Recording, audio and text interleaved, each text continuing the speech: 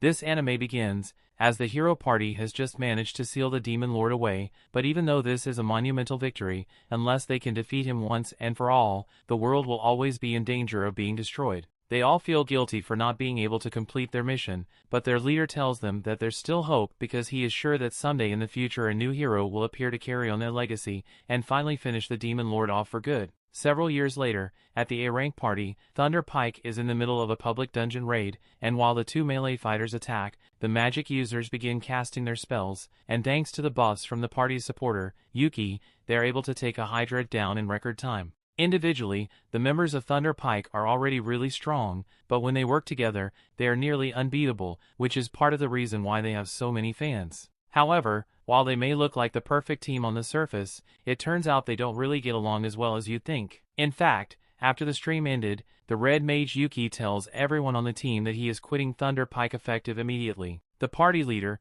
Simone, asks him why he wants to leave, so Yuke explains that he isn't getting a fair cut of their reward money. The money he received today is so little that he may have to start taking out payday loans, and that's a situation he doesn't want to be in. Simone tries to justify Yuki's low pay by claiming that Yuke isn't contributing enough to the party, and Barry chimes in to point out that Yuke never actually engages in any battles. All he ever does is burn through their items' durability with his pointless enchantments. Yuke can't believe Barry would call his enchantments useless, but Barry isn't the only one who feels that way. The only one who actually thinks Yuke is useful is Jamie, but that's just because he's good at setting up their streams. Camilla tells him that if he wants to be paid more, then he has to be more active as a member of the team, but Yuke doesn't think she has the right to say that since she's basically a healer and Yuke is always protecting her in battle. The fact that they don't value the work he does is exactly why he wants to quit the party, but Simon asks him if he's really sure he can manage on his own if he leaves. He says the only reason Yuke is even B rank is because they are childhood friends and Simon did him a favor by letting him join Thunder Pike, and even if he leaves,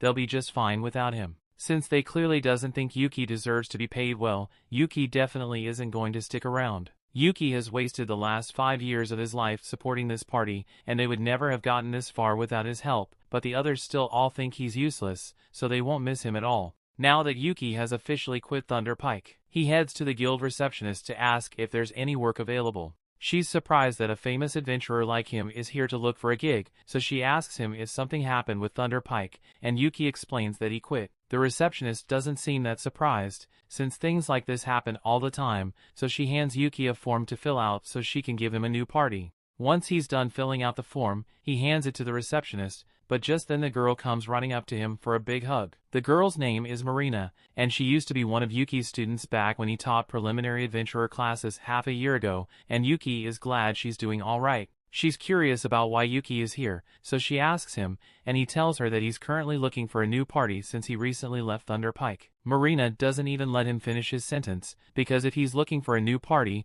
then she would love to have her beloved teacher in hers. Yuke agrees for her proposition, so a few minutes later he is seated with Marina and the rest of her party members, so they can discuss his joining. Silk loves the idea of Yuke joining their party, but she is surprised that an experienced adventurer like him wants to join their D-rank party. Yuke is currently B rank, so he could probably get into a much better party, but he doesn't mind being in a D rank party. And to be honest, he actually prefers it this way. Back when he was in Thunder Pike, they would always take on high-level missions, so Yuke would have to buy a ton of magic items to prepare, which left him in constant debt. That's why he wants to take it easy for a while, and just deal with some low-level quests instead. Since Marina, Silk, and Rain are all on board with the idea, Yuke officially joins their party, and their first mission together is to collect magic iron ore from the Pinto Mine dungeon. It's been a long time since Yuke felt excited to go on a mission like this, and it definitely brings back a lot of old memories from when he was starting out as an adventurer. Yuke recalls that this dungeon has a lot of magic ore veins on the 6th floor, and Silk tells him he is correct, but they were hoping to avoid fighting the 5th floor boss, so Yuke suggests they should start on the 4th floor instead.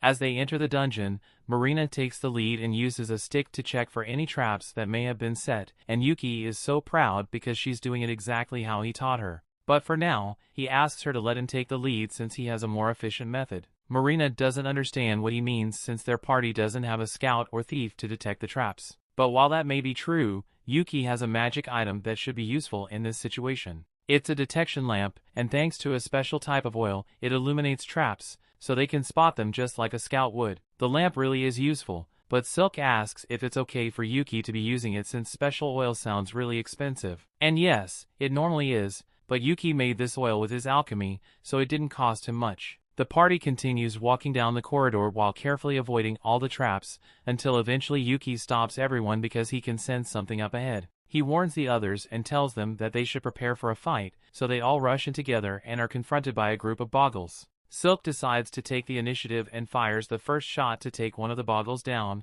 while Marina runs in to handle the rest. As she does this, Yuke casts overlapping physical enchantments on her so she can fight better. And at the same time, he casts a debuff on the baubles to trip them up. While the baubles are disoriented, Marina goes in for her attack, and in one fluid motion, she's able to cut both of them in half, something even she is surprised by. She turns around to ask Yuke if that feeling she just experienced was his magic, so Yuke confirms that he have cast 3 types of enchantment on Marina to help with her fight. Rain can't believe Yuke was able to cast 3 enchantments at once, and on top of that, he managed to do it with no incantation, but Yuke doesn't think it was all that impressive, so he just says they should keep moving. As they continue through the mine, he asks the girls about their usual dungeon exploration routine, so Marina proudly explains that they always take a break after each floor and check their equipment, just like he taught them to do. Since that's the case, Yuke suggests that they should rest a bit before they continue. After their break, Marina and the others check all their equipment for damage,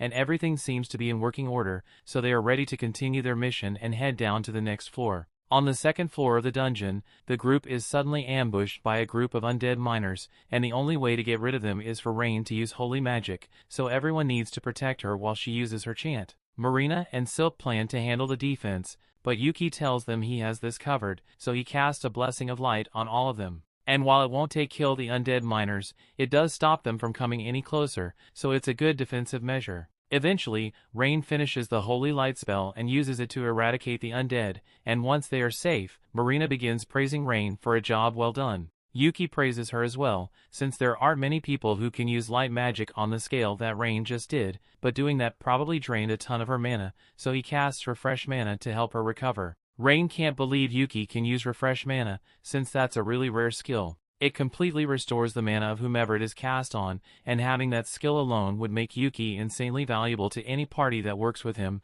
but Yuke thinks she's exaggerating a little because he only learned Refreshed Mana as a way to compensate for having an obscure job like a red mage, although it was really difficult for him to learn it. Afterwards, the group continues walking down the path, and as they go, Yuke begins pouring a liquid on the ground. Silk asks him what he's doing, so Yuke explains that he is pouring holy water over their footprints in order to stop undead monsters from following them. Silk is worried and asks if it's really okay for him to waste his holy water like that since it's really expensive, but Yuke tells her it's fine since once again he made this himself. The group is in shock that Yuke is able to make holy water even though he isn't a priest, but he has a special method for it. By purifying the ashes left behind by the undead when they are defeated, Yuke is able to process it into holy water, and the ashes he got from the undead miners will be more than enough to make up for the amount of holy water he's using. By the time they finally make it to the third floor, Yuke suggests that they should take another break since they'll begin mining from this point forward, and since they haven't eaten for a while, he whips out some cooking utensils from his magic bag and says he will make them a meal. Magic bags aren't that rare, but this is Rain's first time seeing a magic bag in person, so she's really excited. Yuke puts some sausage and eggs in a pan, and while that's cooking up, he pulls out a special pot. The girls watch as he taps on the side of the pot and it instantly fills up, so Yuke explains that the pot is a rare artifact that he found in a royal palace ruin. It basically fills up with a random soup every time you use it, so it's really handy to have. The girls are really grateful to Yuke, since this is the first time they've gotten to have such a good meal while in the middle of a dungeon mission, but when Silk takes a closer look at the food, she realizes that it has mana radiating out of it. She asks Yuke about it, but he tells her there's nothing special about the food since all he did was prepare it with lots of love. His alchemy skills might have accidentally enchanted the food, however, it shouldn't be a problem. The group eventually makes it to the fourth floor of the dungeon and are confronted by a rock lizard, but as the monster charges at them, Yuke casts a slow spell on it, so it practically freezes in place. Marina then rushes forward to attack, and normally she wouldn't risk it, but since Yuki's enchantments have buffed her strength and stamina, she decides to try using her magic blade ability,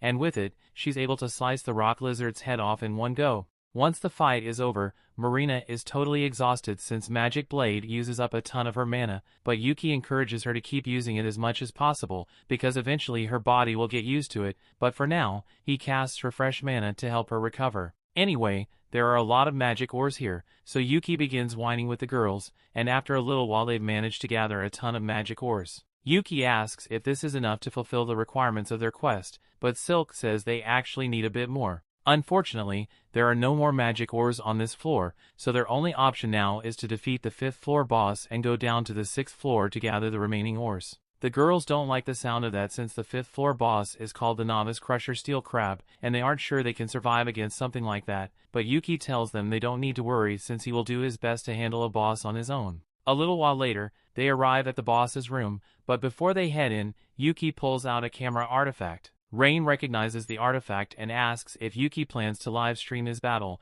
but he was actually just going to record instead. He always records his battles so he can study his mistakes later. If he's going to be recording anyway, Marina asks him to make it a live stream since she thinks it will be a lot of fun. Yuke is fine with live streaming his fight, but while he's setting it up, he realizes he doesn't know the name of this party. He asked him, but Silk tells him they haven't actually thought of a party name yet, and in fact they aren't even officially registered yet. Since that's the case, he asks them if they got any good ideas for a team named, so Marina thinks for a second and comes up with the name Clover, specifically a 4-leaf clover to represent their 4 members, and everyone really likes the name, so from now on they shall be known as Clover. Just then, Yuke realizes that this is going to be a party's first live stream, and he feels bad if he was the only one who got a spotlight, so he asks the others if they want to help him fight the boss, but they all tell him that it's fine for him to handle it solo. In that case, Yuke isn't going to hold back, so he casts Great Blink Shadow and Protector Shield buffs on himself, and then enters the boss room.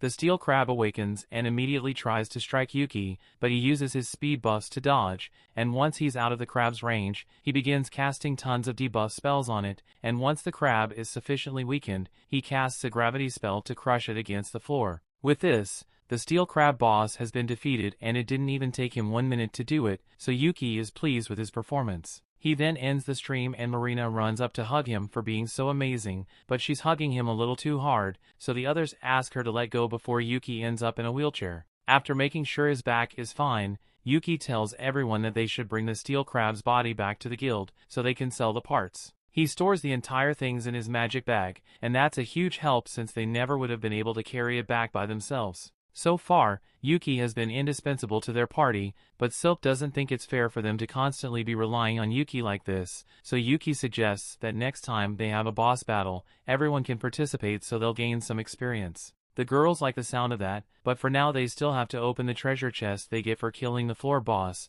and when they do, they find a ton of magic ores so it looks like they won't have to mine anymore after all. The story continues. Dungeon streams are really popular all around the world, as they are a great source of publicity. The big companies often offer sponsorship deals to popular streamers, and right now Yuke's popularity is at an all-time high because the video of him defeating the Steel Crab with nothing but status effects spells has gone viral. Meanwhile, Yuke and the others are returning home, and while on the carriage, Yuke asks them what they thought of their first mission together, and the girls absolutely loved it. They learned all sorts of cool things from Yuke, so this was easily the best mission they've completed so far. In fact, they were all thinking of making Yuke the official leader of their party, since he has the most experience, and they all trust him with their lives since he was their teacher. Yuke is hesitant to accept the role since he never intended to take over Marina's party, but since they all say they want him to do it, he ends up agreeing, mostly so he can ensure their safety in future battles. While Yuke's party is celebrating their first victory, Thunder Pike is suffering a crushing defeat. Simon hired a new guy to replace Yuke after he quit, but he must still not realize how much Yuke is carrying their party, because he led them right into wolf territory and expected everything to just work out. Normally, Yuke would have cast a weakening spell in the wolves by now, but the new guy can't do that, so the wolves are way too strong for the party to handle, and as a result, Jamie gets chomped. Simon sees her in trouble and rushes to save her by decapitating the wolf, and while Jamie is technically safe now, her stomach is full of holes, so she'll die if she doesn't get help soon. Simon asks Camelot to cast a healing spell on Jamie, but Camelot says she's out of mana, so there's nothing she can do. It's not like they had a guy who could cast a mana restoration spell, did they? The group retreats to safety and Simon administers first aid to try and keep Jamie alive while Camilla's mana recharges. He asks if anyone has a healing potion, and the new guy, Cork, has one, but he doesn't feel like giving it to Simon since Simon made it painfully clear that he was responsible for buying his own equipment with his own money. Simon tells him that now is not the time to be worrying about money when one of his teammates is about to die, so Cork reluctantly hands over the healing potion and Simon feeds it to Jamie. Thunder Pike has really been on a downward spiral lately, but on the flip side, everything has been working out for Yuke. He and the girls are sitting at the bar to celebrate, and while the reward for their quest wasn't that high, the steel crab's body was in good condition, so the guild paid a good price for it. Speaking of money, Yuke asks Marina and the others what system they've been using to split up the party's earnings, so they tell them that Silk usually handles all the party's money, and each member gets a set allowance. Yuke is a little surprised since it's rare for a party to entrust all the money to a single member, but the group has a reason for that. They've all been saving up so they can eventually afford to buy a house as a party, since it's a little awkward to have to be renting at the inn all the time. Since they're trying to save their money, Yuke tells them it's fine if they continue with the allowance system. Silk asks if he is really okay with her handling all the finances, since she thought an adventurer like him would want to handle his own money. But Yuke trusts her, so there's no reason to change the system they already have. While Yuke and the other are having fun and getting along, Simon and the rest of Thunder Pike are upset, because that was the worst outcome they had in years. Thankfully, they were able to save Jamie's life, but things could have gone really badly, and Simon blames it all on Cork. The rest of the party get in on it and start calling Cork useless for not being able to get them out of that mess. But Cork isn't going to let them put the blame on him since everyone knows that dire wolves track their prey through scent, so it's common sense to buy a scent blocker in preparation for the mission. This is clearly the party's fault for not being prepared for the situation, but Simon tries to turn it around on Cork and says that if he knew about the scent blockers then he should have told them. And the fact that Jamie almost died is entirely his fault too, because he didn't buy scent blockers for the entire party. The gaslighting is strong with this one, but thankfully it's not strong enough to fool Corks, so he realizes he wants no part in a party where no one is willing to take accountability for their mistakes and quits on the spot. Yuke overhears this, and he can't believe Thunder Pike still hasn't learned from their mistakes, but that doesn't concern him anymore. He turns back to the girls, and Marina tells everyone what they should do for tomorrow. Silk remembers something Yuke once told her about it being important to take a day off after every mission, so she suggests that they do that. Everyone agrees, and since Yuke is going to have the day off, he decides to get a little shopping done. He needs to stock up on potions and scrolls, and he still needs to turn those undead ashes he got into holy water so he can replenish his stock. He's going to be busy for a while, so he suggests that they all meet back up here after their break is over. Just then, Marina notices that the dungeon string highlights of the day are being shown, and Yuki's fight against the steel crab is number 1. He is shocked since he only uploaded it a couple of hours ago, but it already has over 5,000 viewers, and it's still going up. People find it really interesting that someone with an obscure job like a red mage was able to take down a red crab without even needing to touch it. The announcers tell everyone to keep an eye on Yuke and his party Clover, because they just might become the world's greatest party. Simon and the other members of Thunder Pike see Yuki's stream as well, and they are all incredibly jealous that Yuke is actually doing well without them, but they still refuse to admit that Yuke might have been more useful to them than they gave him credit for. Thunder Pike is always going to be a bunch of haters, but it looks like there is actually someone else hating on Yuke from a distance, and he seems mad that Yuke is getting comfortable with his new party. A couple of days later, Yuke is back in the guild and he's looking at the notice board to see if he can find any quests that will be good for the girls. The receptionist sees him struggling to decide, so she comes over and asks if she can help. Yuke asks her if there are any quests that are easy enough for a party of noobs, but also paying a decent amount of money. The receptionist tells him that he is being a little too optimistic here. He's never going to find such a perfect quest, but given the circumstances, she points to an C-rank quest that involves fetching some magic stones from the Orden Forest. Yuke thinks this just might work, but he's a little curious as to why the quest is C rank when fetching magic stones will usually only be D rank. The receptionist explains that there has been a large magical beast sighted near the forest, so this quest is slightly more dangerous than normal. Just then, Marina enters the guild, and as soon as she hears the word quest, she immediately yells that their party will accept it. Yuke asks her to at least let him finish explaining before she agrees to do the quest, but Marina says she doesn't need to know the details, since if Yuke thinks they can handle it, then she is sure they'll be able to get it done. It shouldn't be too hard anyway, since she and the others have done a quest in that forest before, although she doesn't understand why this quest would be C rank when all the other quests are D rank. This is when Yuke chimes in and says that the quest is C rank, because there is a magic beast living somewhere in that forest now. Hearing that there's a magical beast in the forest makes the girls reconsider whether it's a good idea to take that quest after all, but they ultimately decide to just go with it anyway, since if Yuke is with them, then they are sure everything will work out in the end. In that case, Yuke tells them all to get their items ready, and to meet him an hour later in front of the stagecoach, so they can head to the forest. Just then, the receptionist returns with the quest receipt, and all this seems a little too convenient, so he asks the receptionist if she planned things so they would end up like this, and she doesn't deny having some part in this. The stream Yuke made yesterday ended up earning him more than 10,000 fans, and they are all eager to see Yuki's next stream. Yuke is a little embarrassed since he hadn't realized his stream would earn him so much attention. He sees no harm in continuing to stream his fights since he'll bring attention to the girls, and if they happen to find that magical beast having on video would be great for the guild's records. While Yuke was talking about all this, the man from before is getting more and more infuriated, so as Yuke leaves the guild, he follows him. Yuke immediately realizes that he's being followed since the guy doing it is doing a terrible job at it, so he ducks into an alleyway to get away. He was hoping to lose his stalker, but for a fat guy, he's pretty quick and catches up to Yuke. Yuke asks him if he has any business with him,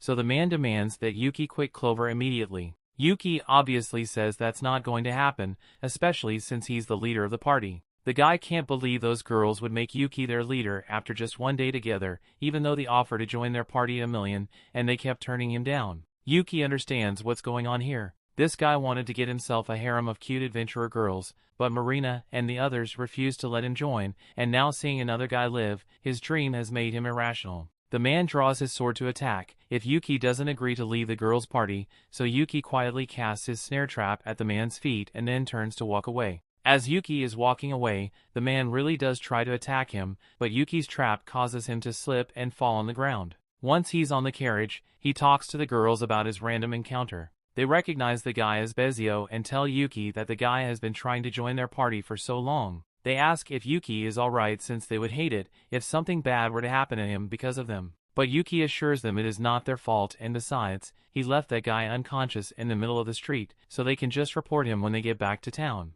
In the meantime, before they get to their destination, Yuke wants to go over their mission objective one last time. They are going to fetch 3 magic stones from the Orden Forest, and since the others say they've been here before, he asks them what it was like when they got here. According to Marina, they had been here 2 months ago, but now that she thinks about it, she didn't run into any monsters at all. After hearing this, Yuke realizes that the magical beast must have already been in the forest 2 months ago, and if they encounter it, he's going to be live streaming. This way, the guild gets valuable information about the beast, and in the event that they can't defeat it, it'll be easy to call for backup if needed. Once they arrive in the forest, Yuke begins the stream and the group starts making their way through the forest. Yuke decided to be the rear guard since beasts usually attack from behind, but Marina asks if it's really alright for him to be at the rear since he's in the most danger there. Yuke tells her she doesn't need to worry since not only can he use Blink Step to get away if his life really is in danger, his clothes also have really good defense stats, so he can take a couple of hits before he goes down. They soon reach the waterfall where they are meant to gather the magic stones, but just before they could reach there, Yuke tells everyone to wait because he can sense something coming. The magic beast finally reveals itself, but all the confidence Yuke had earlier goes about the window, because that thing is a high-level monster that's usually only found in the deepest parts of the dungeon, a Zarnag. The girls are nowhere near strong enough to handle this thing or even survive a minute against it, so Yuke gets in front of them and tells Silk to lead the others back to the Adventurers Guild and get back up while he holds this thing off here. However, the girls know that Yuke doesn't stand a chance against that thing either if he is fighting solo, so they refuse to leave his side, otherwise he might really die. Yuke can't really argue with that, so he agrees to have them fight with him and cast his enchantment spells on them. He and Marina are handling the front line, so Marina charges forward first, but the Zarnag squats her away effortlessly. Yuke tries to use his layered status effects on it, and while it does disorient the Zarnag, it doesn't do much damage to it, so he's running low on options. Right now, there's only one thing in his arsenal that can stop this thing, so Yuke decides to go all or nothing. However, he will meet Marina to buy him some time so he can finish casting the spell. Marina agrees to distract the beast, so she gets up close to it and does her best to keep its attention while dodging its attacks. And even when she's about to get caught, Silk and Rain assist with their magic. Thanks to their combined efforts, Yuke had enough time to finish casting the level 5 spell, a highly destructive prismatic missile, and now that it's complete, Yuke fires it straight at the beast's face. The story continues. We see after the prismatic missile hits, it doesn't look like it did much at first, but soon after, a monster begins coughing up blood so has been badly injured. Rain then casts a grade 5 Thunderbolt spell to electrocute the monster, and while it is paralyzed, Yuke orders Marina to chop its head off. Marina charges forward and activates her magic sword while Yuke buffs her with a critical attack spell, and as a result she's able to cleave the monster's head from his body in one swing. Now that it's finally over, Yuke falls to his knees in relief because he can't believe they managed to defeat the monster without any of them dying, and back in town, all the spectators of the stream are equally as amazed, especially by the spell Yuke used because no one has seen anything like it before, but there's always got to be that one hater in the crowd. Back in the forest, Yuke is feeling a little lightheaded because of all the mana he had to use during the fight, but overall he's still in good condition. He's glad everything worked out, but that fight was way too tough for a group of newbies like them, and the only reason they managed to make it out alive was because they got lucky. He tells the girls that he's going to scold them later because of their reckless behavior, but the girls think Yuke was just as reckless as they were because he initially ran into battle alone, totally expecting to get himself killed, and that's unacceptable behavior. Yuke can't deny that he was prepared to sacrifice himself, so he compromises and says they can all talk about their grievances later. For now, they should probably wash themselves off since they are all covered in sweat and Marina is covered in Zarnag blood. While the girls bathe in the river, Yuke starts setting up camp and this whole thing brings back fond memories from 6 months ago. Back then, Yuke was in charge of training Marina's team and he was impressed with how well the girls were adjusting to the job of adventuring, but there were a few areas they could improve in. Marina was a little clumsy, Silk was overly cautious and Rain was really timid. But despite all that, with how well they were performing, if it were up to Yuke, he would have given them their D-rank adventurer licenses right then. Later that night, the girls had set up their tent, prepared firewood and alarms in case of monster attacks, and as Yuke watched them work back then, he could feel a sense of pride because he knew they would turn out to be great adventurers in the future, but he never could have imagined that he would end up joining their party. A few days later, the party is back at the guild, and it looks like they've been summoned to meet the guildmaster, so the girls are a little nervous. They ask Yuke if this means they are in some kind of trouble, but he thinks this meeting is probably about the Zarnag they defeated. A mission like that should have been classified as B rank. However, for some reason it was marked as D rank, so some investigation is definitely warranted. Just then, the guildmaster of Benwood walks in and the girls are so intimidated by his presence that they immediately stand at attention. He walks up to Yuke and demands that he explain himself, but Yuke did nothing wrong here, so he tells Benwood that he already provided all the relevant information in the report he wrote to the guild. Benwood isn't satisfied with an objective report, so he demands a detailed explanation. But before they discuss anything, Yuke tells Benwood to drop the tough guy act because it's scaring the girls. Marina tries to stop Yuke from talking to the guildmaster so casually since he is a really powerful person, but the guildmaster actually respects Yuke a lot, so there's no need for formalities between them. Benwood tells everyone they can sit down, and Benwood already knows what happened in the forest, but he wants to know what Yuke thinks about the whole situation. Yuke tells him that he suspects that this might have been the result of an overflow, causing a monster several levels stronger than usual to appear. Benwood agrees with Yuki's conclusion and immediately has his secretary issue an emergency investigation quest to get to the bottom of it. Both Yuke and Benwood seem to understand how serious overflows can be, but Marina has no idea what that is, so she asks Yuke for an explanation. Yuke tells her that an overflow is a phenomenon that occurs when a catalyst causes monsters in the dungeon to spill out. Usually the monsters that live in the dungeon are bound there by the mana that flows in the ground, but sometimes those shackles can be broken, allowing the monster to escape the dungeon and terrorize the surrounding area. This could also be evidence of a possible dungeon stampede in the near future. The girls have heard about dungeon stampedes and the chaos they can cause as they tear through towns like a wildfire, and if monsters as strong as that Zarnag are appearing already and they don't have much time. Benwood intends to investigate the matter thoroughly to ensure the safety of the people. But before that, he sincerely apologizes to the girls for putting them in such danger. The girls tell him he doesn't need to apologize since they all made out alive, although if they didn't have Yuke with them, they would have been goners. That said, even though Yuke did most of the heavy lifting, their live stream proved that the girls are capable fighters, so as a reward for doing so well against the Zarnag, Benwood intends to promote all of them to C rank, although the promotion depends on the girls having Yuki's assistance since he is a rank. Yuke doesn't know what Benwood is talking about since he is only B rank, but that's when Benwood informs him that he is getting a promotion as well. Everyone who watched the livestream saw the high-level prismatic missile spell he used on the Zarnag, so it is abundantly clear that Yuke deserves a promotion, and starting today he will now be an A-rank adventurer. Afterwards, Yuke and the girls head downstairs to have a drink and congratulate each other on their promotions. While they are all together, Yuke pulls out the bag of coins he got as the reward for their quest and gives it to Silk to count out. Silk opens the bag and she is shocked because she has never seen so many gold coins in one place before. Yuke explains that even though the quest was originally D rank because of the difficulty, it ended up being treated as a B rank quest, so the payout is a lot higher than it would have been otherwise. Silk puts all the coins on the table so she can start counting, but then she notices a piece of paper at the bottom of the bag and it has Yuki's name on it, so she gives it to him. Yuke opens it and it turns out to be a note from Benwood, apologizing for everything Yuke had to go through. There's also a platinum coin in there as a little bonus for Yuke. Platinum coins are really valuable, so Yuke adds it to the party's funds, and after Silk finishes counting it all, she tells everyone that they have enough money to buy a house now. Marina is so excited to hear that she jumps up and accidentally knocks the coins over. Silk is glad they reached their financial goal as well, but she feels a little bad about it since the only reasons they got this much money was because of Yuke. While that may be true, Yuke tells Silk she doesn't have to think of it that way. They made him the leader of Clover, and it is natural for a leader to do whatever it takes to help out the group. As such, even if he played a major role in earning this money, it still belongs to all of them. The group continues to celebrate late into the night, and at one point Rain asks Yuke if he has a dream he wants to accomplish. Yuke is caught off guard by the question, so he asks if there's a specific reason she's asking, and Rain explains that they just reached their goal of purchasing a house thanks to Yuke,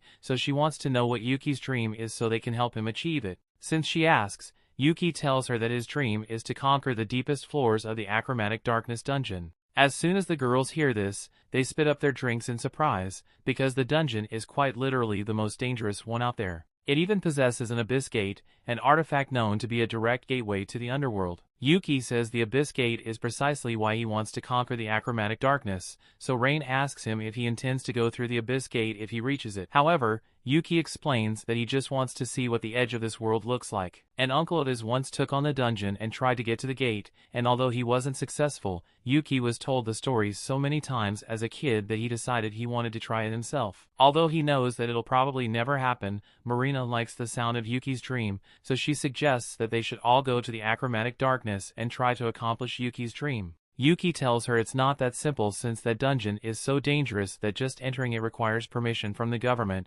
and you'd have to be an A-rank party to gain approval. Even so, Rain still thinks it'd be a good idea, so she says she wants it to be her party's next goal. All the others agree and promise to work hard to make Yuke's dream a reality, but they won't be attempting it anytime soon though. With each passing day, Clover's streams have been gaining more and more popularity. Right now they are streaming a battle against an undead hand, and thanks to their flawless teamwork, they are able to take it down with a lightning spell from Rain and a rock scroll from Yuke. That concludes the stream, so they wave to their fans, and everyone at the guild absolutely loves them, all except the members of Thunder Pike who hate how popular Yuke has become. Barry thinks Yuke's only looks impressive because he is in a team of newbies, but Simon actually heard that Yuke recently got promoted to a rank, so he might just be that good. Besides, Yuke's popularity isn't their biggest concern right now. Thunder Pike has been constantly failing quests recently, and Simon thinks it's because all the new people they hire end up being useless morons. In fact, none of them ever end up sticking around for more than one day, but that can't be because there's something wrong with their team, right? Speaking of their team, Simon asks why Jamie isn't here, so Camilla explains that Jamie wasn't in the mood for a drink. Simon gets pissed since after that mission where Jamie got mauled by a wolf, she's been slowing the team down constantly. As for Jamie herself, she has locked herself in her room and has been watching videos of Yuke's live stream on repeat for hours now. The other members of Thunder Pike are starting to realize that Yuke may have been more useful than they gave him credit for, so since the reason Yuke quit in the first place was because of his low pay, they could just increase his cut a little, and since Jamie hasn't been doing much lately, they can cut her pay instead. A few hours later, Yuke and the others return to the guild to report the success of their mission, but as they arrive at the front door, they find Simon waiting there for Yuke. Seeing Simon again makes Yuke a little angry, so he tells the girls to head inside without him, and then he asks Simon what he wants. Simon gets to the point and says he is allowing Yuke the honor of rejoining Thunder Pike. Yuke can't believe the shit that just came out of Simon's mouth, but Simon tries to manipulate Yuke into considering it by reminding him that his dream to see the Abyss Gate can only come true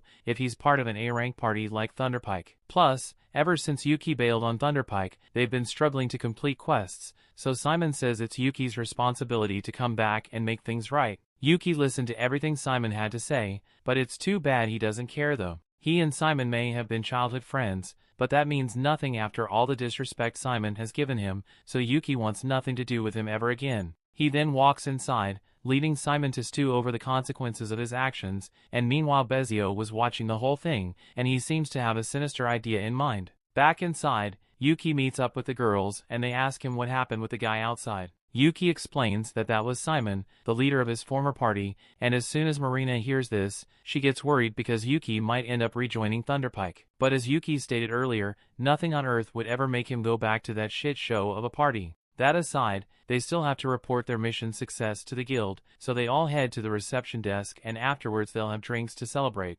The story continues. We see next day, Yuke calls a meeting to tell the girls about a quest they received. Marina is already prime and ready to go, but Yuke tells her to sit down first and at least listen to what the quest is about. He tells them that their party has been specifically requested by Earthies. The girls are surprised since Earthies is the most well-known workshop in the country. In fact, Silk's bow was made at Earthies, so it's an honor to be specifically requested by them. However, the girls still wonder why Earthies would choose Clover of all parties. Yuke explains that Earthies is launching a new theme of equipment for ladies that is both stylish and safe, so they basically want Marina, Silk and Rain to conquer a dungeon while wearing the new outfits in order to promote the brand. Marina can't believe they're really going to be poster girls for a brand as big as Earthies, but Silk and Rain are already fixing their hair for the mission. It's a really good deal since they get paid to conquer a dungeon and get to keep the armor afterwards, so they tell Yuke they'll accept the offer and the group later sets out for Iron Dungeon. When the day for the quest finally arrives, Yuke meets up with the girls outside the dungeon, and they've already changed into the new Earthies gear. Yuke tells them they all look really cute and on top of looking good, the equipment is all really functional so he thinks it suits them. But for some reason, Rain seems to be upset with him and he doesn't know why. The group enters the dungeon, and as they do, Yuke explains that this dungeon is relatively old and only has 4 floors, but at the bottom there is an entrance to a separate dungeon, which is what they will be clearing. To get to the second dungeon's main entrance, Yuke says they're going to have to take the stairs, but those stairs are really long, so Marina asks if they can just climb down the middle with a rope to save time. Yuke tells her that normally she would be right and people have tried doing that in the past, but this dungeon has a distortion field preventing you from going anywhere that isn't a designated path. He tells them to be careful not to get caught in the field, but then he notices that Rain still seems upset, so he asks her if he did something wrong. Rain doesn't say anything, but the others know why she's upset, so they tell Yuke to take a closer look at Rain's outfit. Yuke looks at Rain, trying to see if there's something he missed, and that's when he notices that she changed her ribbon bow color to blue instead of red today. Rain was upset that he hadn't complimented her on it, so Yuke tells her it looks good on her and she feels a lot better.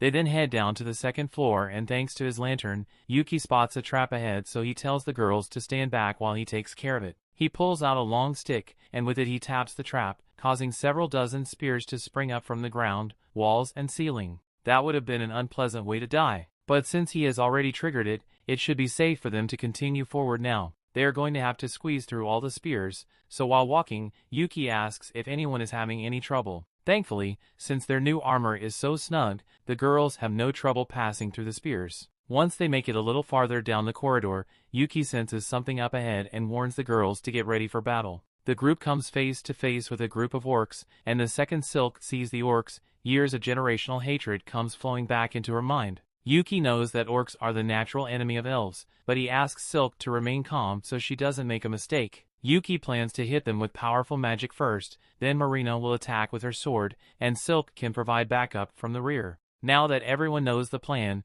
Yuke casts his enchantment spells and Rain begins casting a fireball spell. Once she's done, she shoots it at the orcs, setting them ablaze, so Yuke then joins in with a rock blast. While the orcs try to evade his rocks, Silk shoots one in the neck and another was crushed, so there are only 2 left now. Marina charges in, and as the last 2 orcs charge forward, Yuke hits them with a paralyze and slow spell, allowing Marina to chop one clean in half, while the other gets shot in the neck by Silk. Marina then finishes it off by splitting the orc's head in half. Now that the battle is finally over, Yuke walks over to the orc corpses to pick up the magic stones and asks Silk if she has calmed down now. Silk apologizes for her outburst, but she can't help but be filled with rage whenever she sees an orc. Yuke understands that she can't control her reaction to orcs, since it's just a part of being an elf. Just then, Marina comes up to Yuke and tells him she just found something weird on one of the orcs' bodies. She hands it to him, and after inspecting it, Yuke realizes it's a Memorandum of Revelation scroll. It's an artifact that can uncover hidden abilities in people who use it. It's kind of odd that a low-ranked orc would have something like this, but in its current state, it's not that valuable since it's so damaged. However, it would be a waste to sell it off, so Yuke says he's going to fix it and let one of the girls use it. Silk asks what happens if one of them uses the scroll, so Yuke explains that it will unlock a hidden talent. For example, it might grant you a second job, or maybe a new skill. If that's what the Revelation Scroll does, then Rain and Silk suggest that Marina should use it when it's repaired, since she only has one job right now. Marina is a little hesitant to accept since sword mages are rare and she's not sure she has the potential to become one. Still, Yuke thinks it's worth a try anyway, since even if she doesn't get a second job, she might end up uncovering some sort of hidden ability. Just then, a chest appears as their reward for defeating the orc, and after opening it, they continue walking until they get to the break room between floors. The reward they got from the chest was a magic bag, so Rain is over the moon with joy since everyone said she could have it.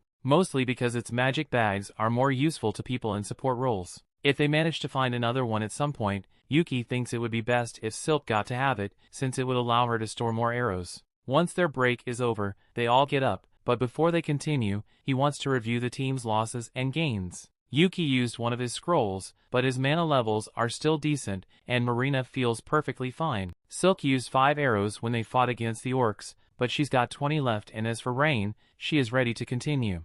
Since everyone is still in good condition, they continue down to the 3rd floor and Yuke warns everyone to stay alert since even though this floor doesn't have a floor boss, they have to be ready in case they get attacked. There used to be a door to the main dungeon, the abandoned city, but around 10 years ago the door just vanished so anyone can just walk in now. It is said that in the past, the door was guarded by multiple shadow stalkers, and from what Yuke knows, the shadow stalkers are supposed to look like solid black mannequins with shiny eyes, but those things haven't been seen in years, so there's no way they'd run into one here. However, there's a black mannequin with shiny eyes just staring at them menacingly from the 3rd floor, so Marina asks if they should be concerned about that. That thing is definitely a shadow stalker, and Yuke thinks it's unbelievable that they are actually seeing one here, so he makes sure the recorder gets a good view of it. The shadow stalker may look creepy, but they don't have to worry for now since it's on the 3rd floor. There's no way it can cross the distortion field. However, the shadow stalker proceeds to jump down and pierce through the distortion field like it's nothing, so they might be in trouble after all. Yuke tells everyone to get ready to fight and pulls out a scroll of multi-enchant to buff the girls as much as possible.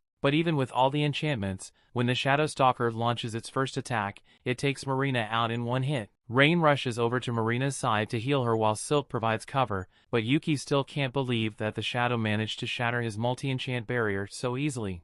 The Shadow prepared another attack, so Yuke charges forward and casts a protection barrier on himself. But the Shadow's attack easily shatters it, so Yuke comes to the conclusion that the Shadow's attack must be specifically made to destroy barriers, so he switches tactics and casts Blink Shadow on himself, so he can avoid being hit altogether and sneak up on the Shadow to slay it. However, before he could strike, the Shadow turns around and hits Yuke with a dark magic curse that leaves him immobilized, so there might really be no way to beat it. The Shadow then casts another curse, but Rain manages to block it with a holy shield, while Silk counterattacks with her Dryad Vines. While the Shadow is busy, Rain tries to heal Yuke like she did with Marina, but to her horror, she discovers that Yuke isn't breathing. At the same time, the Shadow slashes Silk across the back and Marina manages to chase it off, but it's moving way too quickly for her to hit it, so Rain decides to use a wide area spell to take it down. She casts Icicle Rain and aims it at the Shadow, but it disappears and slashes both Marina and Rain in the back. Now all the girls have been badly injured,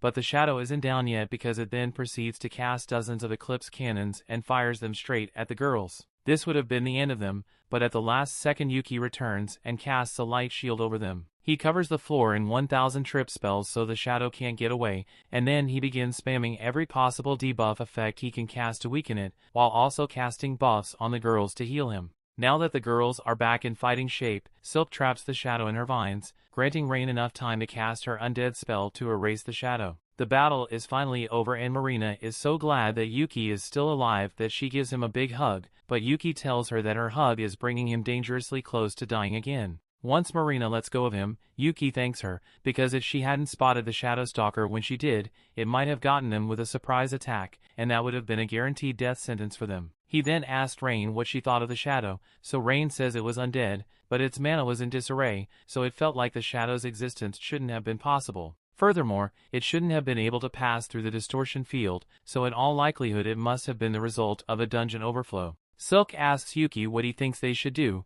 and since they are already at the bottom floor, he suggests that they should at least finish their quest before they head back up. In that case, Marina asks if they should inform everyone of the Shadow Stalker with a stream, but Yuke would rather not since they are wearing Earthy's unreleased equipment line, so he doesn't want to show it to the public without permission from the client. Yuke suggests they finish the quest quickly so they can get out of here, so they keep moving and head down to the corridor. There they find the door that leads to the abandoned city, and according to the legends, people once lived in there. However, their quest only requires them to make it to the gate, not enter, so once they touch it, they turn around and head back to the surface. After returning, Yuke makes his report to the guild, and once he is done, he meets up with the girls who are waiting outside. Silk asked him how it went, so Yuke tells her he submitted the footage they recorded and told the guild about the Shadow Stalker. The guild will likely want to interview them about it later, so Yuke suggests they should take the next 2 days off and stay in Qualto. Marina likes the sound of that, so she asks Yuke if he'd like to go on a date with all of them.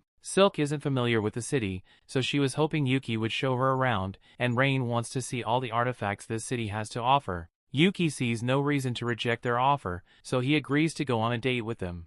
The story continues. We see Thunder Pike continues going on adventures to try and maintain their status as an A-rank party, but Barry has been complaining a lot about their rations because they always used to get good food from Yuke when he was around. Simon tells him there's no use in complaining about it now, so he suggests they keep going and asks everyone if they still have enough mana and potions. Barry tells him he didn't buy any potions because why would he waste his money on healing potions when he can just have Camilla heal him instead? But Camilla doesn't have infinite mana, you know. Simon tells them to stop arguing and asks Jamie to get their stream up and running so they can continue. While she's working on it, Barry starts calling her weak and useless for no reason, and the others join in on it. They've been on an uncontrollable downward spiral lately, and since Yuke isn't around for them to blame their problems on, they've started taking it out on Jamie, and there's nothing she can do about it. While this mission was yet another failure, as they return to the guild, Mommer tells them that if they keep failing missions like this, then there's a chance they may be demoted. She tells Simon that his party might be better off accepting quests that are a little easier so they can actually complete it this time.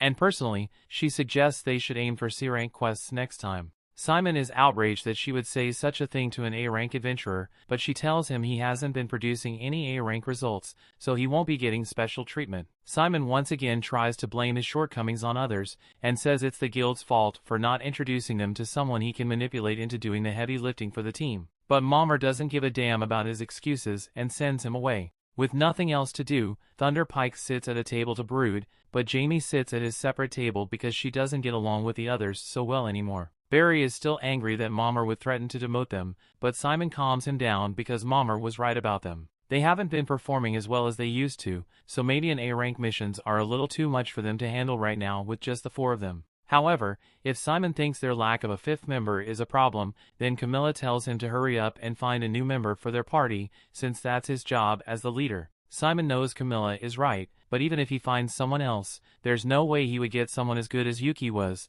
so Barry asks him if they can just bring Yuke back to Thunder Pike. However, Simon already tried that and Yuke turned him down, so if he's going to bring Yuke back, then he's going to have to do something to convince him to ignore the past few years of gaslighting he had to endure. That's why Simon suggests that they should take a mission in the Achromatic Darkness dungeon, since it has always been Yuke's dream to conquer it because he wanted to find an abyss gate. Simon thinks they can lure Yuke back into their party if they pretend that they are interested in clearing the dungeon, since only rank parties are allowed to go in there, so there's no way Yuke could do it with the newbie girls in his party. Barry thinks this is a great idea, so he agrees with Simon's plan and Jamie is just wondering how she ended up stuck with a bunch of idiots like them. Meanwhile, Yuke and the girls are heading out in town, and while walking to their destination, Yuke tells them that he heard the Iron Dungeon was temporarily closed for an investigation, although it shouldn't be surprising since a shadow stalker did show up for the first time in 10 years. As they continue walking down the street, they eventually find the man they are here to meet, and he takes them to inspect a house that they are interested in buying. Monday shows them around and the house looks pretty good, but Yuke doesn't think it's right for them since ground floor homes are easy targets for burglary. It's hard to stop people from looking in through the windows, which is a major privacy concern since the girls will be living here. In that case, Monday offers to show them a different property and leads the group to a second house. This one was newly remodeled into a family home and has private bedrooms on the second floor along with an underground storage space and roof access. Marina thinks this place is great and Yuke likes it too, but he still hasn't made a decision on it yet, so he asks Monday if he could put a hold on this house for a little while. Monday says he will keep the house on the market in case Yuke decides to buy it, but for now he has one last property to show them. Yuke and the others follow him to the next house, but as they walk, Yuke starts feeling a bit uneasy. Rain notices this, so she asks Yuke if something is wrong and he tells her it's not a huge deal, but Thunder Pike's base is near here, so he's a little worried he might run into them while he's here. As soon as the girls hear this, they tell Monday they don't want to see the last house. They don't want to risk living in the same neighborhood as Thunder Pike, so it could be a 7-story mansion for all they care. They don't want it. Marina suggests they just buy the last house they saw since that one was pretty good, and Yuke agrees that same day they get everyone's stuff moved over to the new house. Yuke says he will help the girls put their stuff in the house, so he asks if they decided which rooms they want, but they were actually waiting for Yuke to choose his room first. Yuke is confused, so he asks them if they are saying they want him to live with them, and that's exactly what the girls are saying, since this is meant to be a party base after all. And it's all thanks to Yuke that they could even afford to buy the house in the first place, so of course they want him to live with them. Yuke is hesitant to live under the same roof as the girls, but Marina reminds him that when they camp out on their adventures, Yuke has no problem sleeping right next to them, so this shouldn't be any different. It's hard to argue with that logic, so Yuke agrees to move in, but he's setting some ground rules. He tells the girls to keep in mind that he's a man, so they have to actually use their door locks when they are changing their clothes or something. He just really doesn't want to get forced into embarrassing situations, and as long as they all respect each other's privacy, there shouldn't be any issues. With that settled, they sit down at the lunch table to eat and toast to their future as Clover. However, Yuke notices that Rain is a little distracted, so he looks at the TV and to his surprise, he sees a report about a party taking on the Achromatic Darkness dungeon. The announcer talks about how Thunder Pike receives permission from the guild to perform an investigation in the Achromatic dungeon, and they apparently teamed up with another party, all with the aim of reaching the Abyss Gate. Hearing that Thunder Pike is going after his dream is a massive slap in the face to Yuke, and the girls think he must be really upset, but he actually says he is fine. After all, it's not like it's a race, and if he's going to take on the Achromatic dungeon, he wants to do it with Clover and he couldn't care less if Thunder Pike wants to do it before him. He wants to just forget about them and continue with their meal, but then he gets some mail from the guild saying he is being summoned. He and Rain go to see what this is about, and they are informed the party has specifically requested Yuki's help on an upcoming mission of theirs. Yuke is curious about the request at first, but then he sees that it is from Thunder Pike, so he immediately rejects it and goes on with his day. However, a couple minutes later, Simon is informed that Yuke declined the request, so he goes out of his way to track Yuke down and demand an explanation. Yuke was expecting something like this to happen, so he turns to face Simon and Simon demands to know what reason Yuke had for rejecting their request. Yuke tells him there's no special reason behind his decision. He simply doesn't want to work with Thunder Pike under any circumstances, even if it's for his dream. He's honestly surprised that Simon even remembered that his dream was to find an Abyss Gate, but he has no plans on getting involved, so he wishes Simon the best of luck on his mission. Simon tries to guilt Yuke into reconsidering by saying he already started making preparations around Yuki's participation, but that sounds like a Simon problem, so why should he care? In the first place, it was incredibly rude to send a spot request to someone who is already in an active party, and as long as it is a request, Yuke has every right to refuse for whatever reason he chooses. Simon gets angry and tells Yuke he is in the wrong for abandoning Thunder Pike, but Yuke is at his limit and yells back that Simon is the one in the wrong here. While Yuke was in Thunder Pike, everything from pre-quest preparations, quest research, and even intel gathering was dumped on Yuke's shoulders, and not once did Simon show any gratitude for all the work he put in. All Simon ever did was use him, so as far as Yuke is concerned, they are no longer friends. Simon is stunned and asks Yuke what he is supposed to do now, since if Thunder Pike fails another quest, they'll be demoted. Again, that's not Yuki's problem to deal with, so he takes Rain's hand and walks away. 2 weeks later, Yuke meets with the guild master and he's got some bad news to share. It looks like a dungeon overflow really is occurring because in addition to what happened to Yuki's party in Ion, there have been several other incidents around the country. Given the circumstances, the Royal Academy couldn't deny the possibility of a dungeon stampede, which is likely why they granted Thunder Pike permission to investigate the Achromatic Darkness. With that said, Benwood wants to nominate Yuke and the rest of Clover for an investment quest in the Achromatic Darkness. Yuke immediately tells Benwood he can't accept the quest because there's no way a C-rank party like Clover can do a job like this. Besides, even if Thunder Pike isn't reliable, there are other A-rank parties included in the Achromatic Dungeon investigation. However, Benwood tells him that the other parties have gotten fed up with Thunder Pike's tricks and backed out of the mission. In fact, it looks like Thunder Pike never actually intended to go on the mission, because they haven't even submitted a formal application for the mission. Benwood then pulls out a logbook and shows it to Yuke, but Yuke already knows exactly what this is, because it is the only conquest log of the last mission into the Achromatic Dungeon, and in it there is proof that the Abyss Gate exists. That's exactly why Benwood wants Yuke to do the investigation, because he is passionate about the Abyss Gate, and if it's him, any reports he makes can be completely trusted. He isn't asking Yuke to conquer the entire dungeon, he just wants him to take a look inside. But to do that, Yuke would have to fight his way through the dungeon, and he thinks that would be too risky. Benwood understands his concerns, which is why he is willing to give Yuke this for the quest. It is a scroll of exit, and with it, Yuke can leave the dungeon instantly whenever he wants, so Benwood asks Yuke to reconsider. Just then, Mommer comes in and hands Yuke the formal request form for this mission, and it says he will be joining a party called King of Lamelia, and his party will be granted provincial A-rank status for the duration of the mission. This is starting to sound like a really big deal,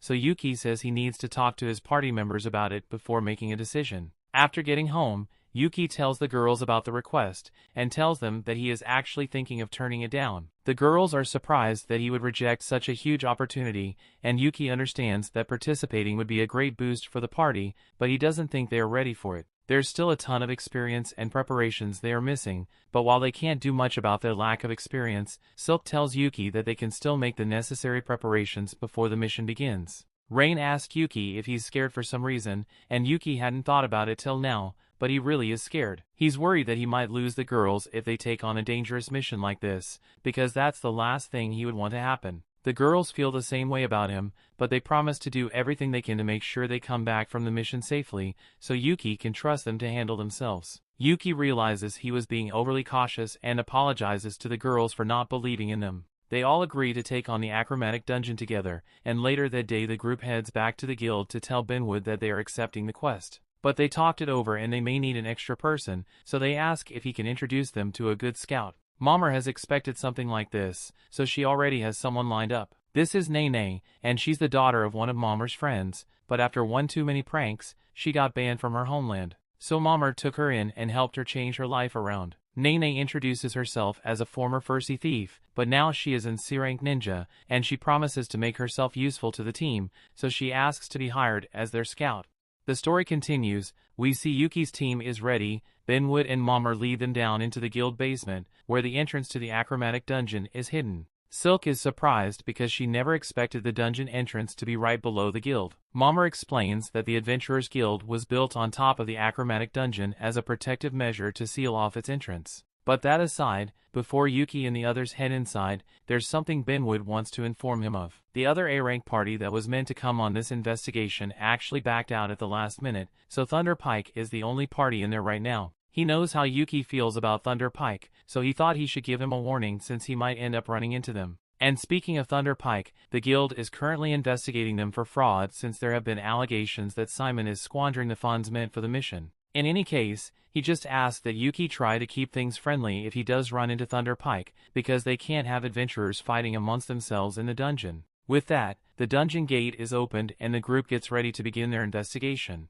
But before they walk in, Benwood reminds them that their job is just to look around, so they don't need to go out of their way to defeat monsters or clear the dungeon. Yuke and the others say they understand, so they begin their live stream and address all their viewers. Yuke greets everyone and tells them that today Clover will be heading into the Achromatic Dungeon for the very first time, and they will be streaming every second of it. Since Nene is the scout, Yuke gives her the lantern and a compass artifact to lead the way, and it's making her job a lot easier. She tells the group that there are no monsters in sight, and the wind compass is blowing in this direction, so she puts on an invisibility cloak and runs ahead to go check it out. While Nene is gone, Silk asks Yuke how he feels about finally exploring the Achromatic dungeon, but to be honest, he's not as excited as he thought would be, although the mission is just getting started, so Marina is sure it'll be more fun later on. Silk, on the other hand, says she's really excited to be here. She initially became an adventurer solely for the money, but after hearing Yuke talk about his dream, she became fascinated by the idea of adventuring to fulfill a dream.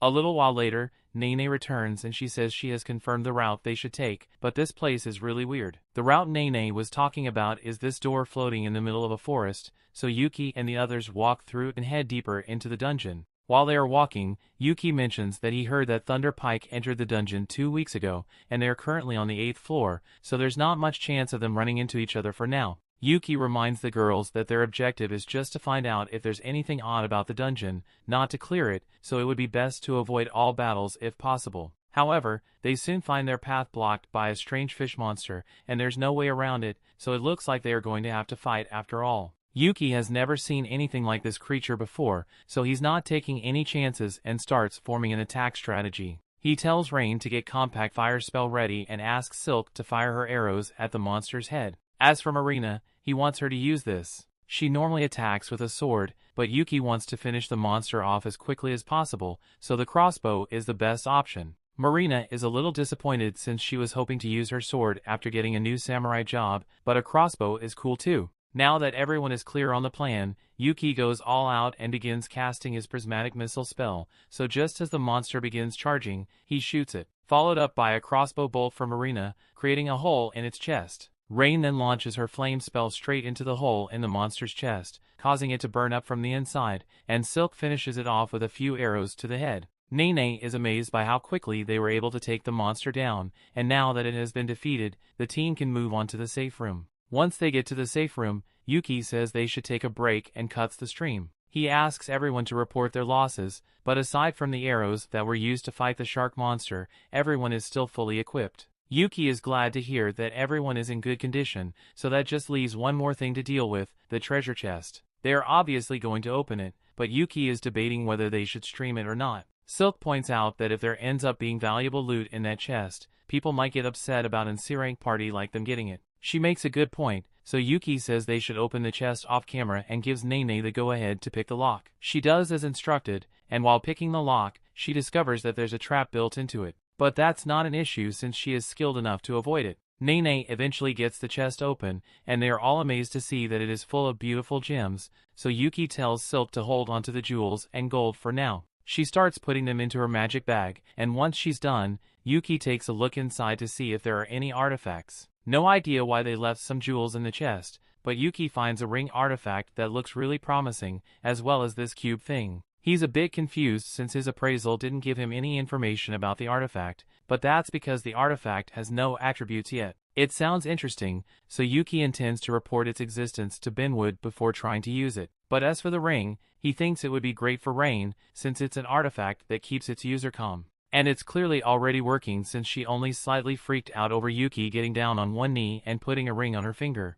They continue making their way through the dungeon, and before long, Nene is able to track down the second-floor staircase. Yuke tells her she's doing a great job as their scouter, but Nene tells him it's all thanks to the wind compass artifact he let her borrow. It allows her to find the staircase by following the air currents in the dungeon. Yuke is a bit surprised since he thought everyone used similar artifacts to traverse the dungeon, but he just has so many in that it seems normal to him. Once they make it into the second-floor safe room, Yuke asks everyone to state all the strange things they've seen so far. Silk mentions that the scenery seems to have changed in some locations, and then there's that shark head thing, but most intriguing of all is the fact that they found a treasure chest in the first-floor safe room. That made no sense to him because treasure chests are usually only located in the deeper floors, and the value of the items found in the chest is directly proportional to the danger of the floor, so the fact that they found all those gems along with 2 valuable artifacts doesn't add up. All of this is more than enough reason to warrant suspicion, and just to be safe, they probably shouldn't risk going too deep for now,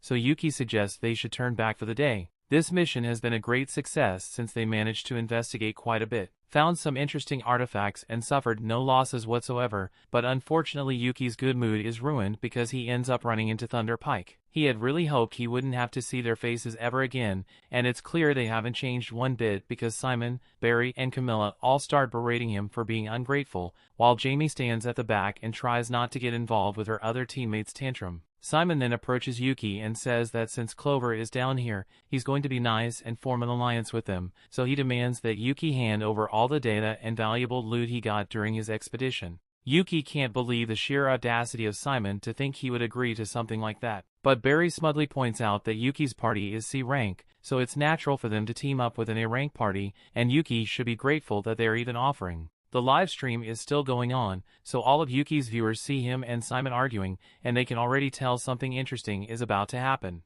Simon continues spouting his BS and also demands that Yuke give him all the credit for any information he gathered. Yuke is getting tired of listening to Simon's stupidity, but before he could say anything, Silk beats him to it. She calls Simon shameless for trying to take advantage of others, but Simon, Barry, and Camilla are discriminatory against dark elves, so they call her a filthy follower of the dark god and say a savage like her has no right to speak in their presence. That was the last straw for Yuke because they can disrespect him all they want, but if they insult a member of his precious family, then someone's going to die today. Simon tries to downplay his and the others' blatant racism, but Yuke is dead serious about his threat, and he tells them that he would sooner die than ever work with him again. He doesn't want to spend even another second near Simon, so he tells everyone in Clover that they are leaving in terms to walk away, leading the three narcissists furious, and Jamie is really uncomfortable. And remember, all that was caught on Yuke's live stream, so a lot of people just saw Thunder Pike act openly racist, and it's only a matter of time before they get cancelled. 2 days later, Thunder Pike is called into a meeting with Benwood, and he tells them that several complaints have been lodged against Thunder Pike in the past few days. One is from their sponsors, claiming that Thunder Pike is misusing the funds that were allocated to them for the mission. 2 civil rights complaints from the Council of Elves and Wellmelia for being openly racist towards Silk, and 1 from the guild's headquarters. Benwood asks if Simon has anything to say for himself, but unfortunately, common sense was in short supply when Simon was born, so he says he did nothing wrong. If anything, he thinks Clover was in the wrong for allowing their filthy savage elf to speak to him like that, but before he even finishes that sentence, Simon receives a well-deserved punch to the face. Benwood is furious that Simon is so remorseless, but Simon doesn't understand why Benwood is making a big deal out of this single savage elf. Benwood throws a dagger near Simon's face to shut him up, and since Simon is clearly too ignorant to figure out on his own, Benwood breaks it down for him. An A-rank party recognized by the Kingdom of Wellmelia was just seen being openly racist towards a dark elf, and that has sullied the dignity of the kingdom. Simon thinks Benwood is overreacting over a little argument between adventurers, but Benwood grabs him by the neck and tells him his little argument may end up damaging the kingdom's relationship with the elves. So here's what's going to happen. Benwood wants Simon and the others to make an apology stream immediately, and he had better be prepared to lose his adventurer's license as well, or maybe even be exiled from the kingdom altogether. Simon is starting to realize how serious this actually is, so he tries to bargain by saying there will be no one to complete the Achromatic dungeon investigation if Benwood exiles them, but Benwood tells him that he will be just fine without them. Unlike Thunder Pike, Clover has proved themselves to be capable of handling themselves and working together in dangerous situations, and while they are on the mission, they have been provisionally granted A-rank status. Simon is left speechless upon realizing that Clover is A-rank. Benwood doesn't want to waste any more time talking to Simon, so he tells him to get out of his office and start working on that apology stream. Simon can't believe this is happening to him, and he has no intention of apologizing for what he did either because he doesn't think he did anything wrong. Instead, he blames Yuke because all this happened because of his stream, so he wants to get his revenge. Just then, someone calls out to Simon from around the corner, and he says he has a plan to get Simon back on top while getting revenge on Yuke and Clover, and Simon seems interested in what he has to say. That brings the episode to an end. Thanks for watching. Want next part? Subscribe the channel and turn on notification bell.